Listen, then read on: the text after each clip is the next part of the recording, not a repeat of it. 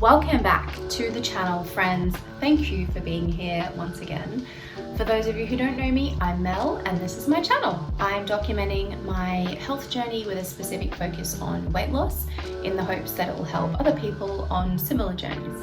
In this video, I'm going to keep it short and sweet and just recap how the last few weeks have gone with my goals.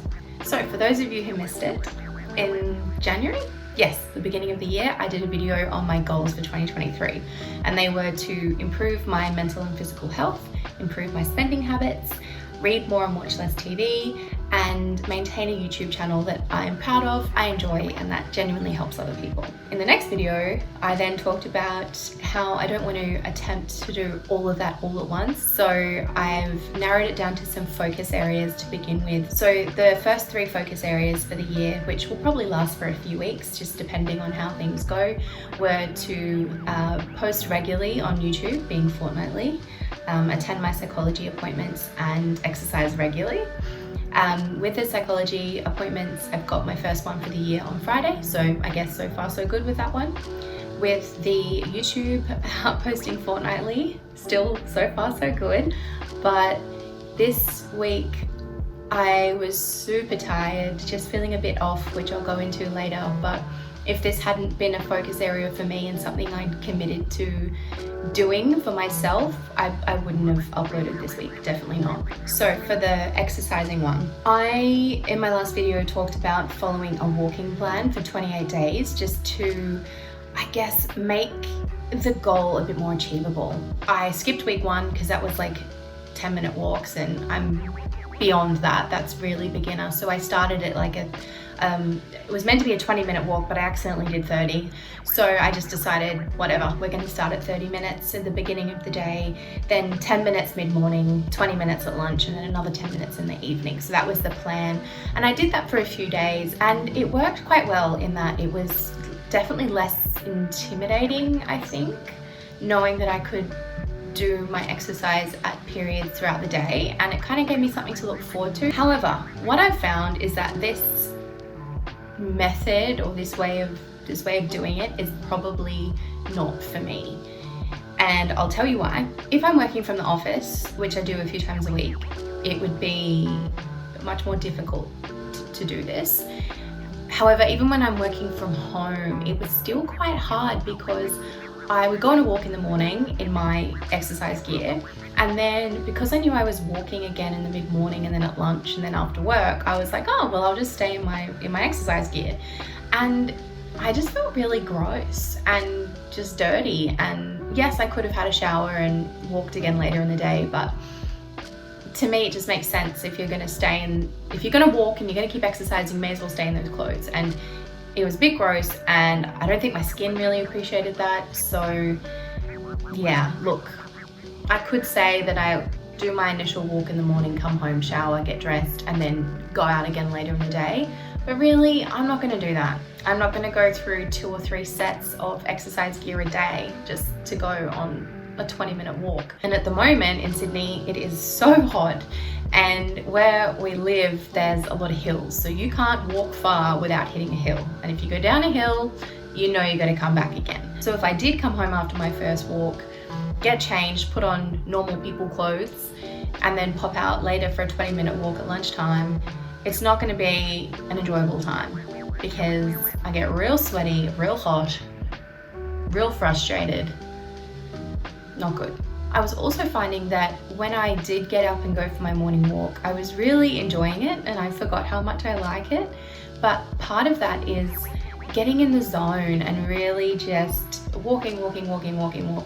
Not watching how far I'm walking or how many minutes it's been or how many steps I'm doing, just doing it because it feels good and getting in the zone, having my music going. Yeah, I think it's weird. I wanted to do this so that the hour walk in the morning didn't seem so intimidating, but really once I got started, that's what I wanted to do. So that was interesting. I also really like the feeling of getting your heart rate up and exercising for a while, and I didn't quite get that with the half-an-hour walks. So going forward, I won't be doing that broken up walking throughout the day, but I'm so glad I tried it because it made me realize a few things. Firstly, you don't need a reason or a destination to walk. I would try and make up reasons to have to go to Woolies so that I could get a 5 or 10 minute walk in. But you don't have to do that. You can just get up and walk. And perhaps you're all very well versed with that concept. But for me, I wouldn't just think to myself, oh, you know, that was a long meeting. I need some fresh air. I'm going to pop out and just walk around the block. I just wouldn't do that. It just wouldn't cross my mind. So I'll definitely be doing more of those incidental walking for the sake of walking walks. It has made me realize how intentional you need to be with moving more and walking more. And eventually it becomes a habit. It becomes part of your lifestyle and you don't think twice, and it's actually quite easy to get 12,000 steps because you've just adjusted your whole life and your lifestyle to incorporate that. But while it's new, it's definitely a conscious thing, and every step counts, every little trip around the block counts. So I am much more aware of that now. And finally, it made me a lot more creative with how I can incorporate steps into my day. Maybe creative's not the right word, but it's made me less likely to drive or bus if I can walk. So what else to recap on? Food. It wasn't a focus area for me, but it is something that I'm constantly working on in the background to make better choices and form better habits around what I eat. So I was eating a lot of fruit and veg, trying to limit processed foods and sugar and alcohol. And I also managed to stick to 1 coffee a day during the week, which is a big win for me because I love coffee. So that's it really. That's the recap of the last 2 weeks since my last video. So yeah, it went, I guess, pretty well.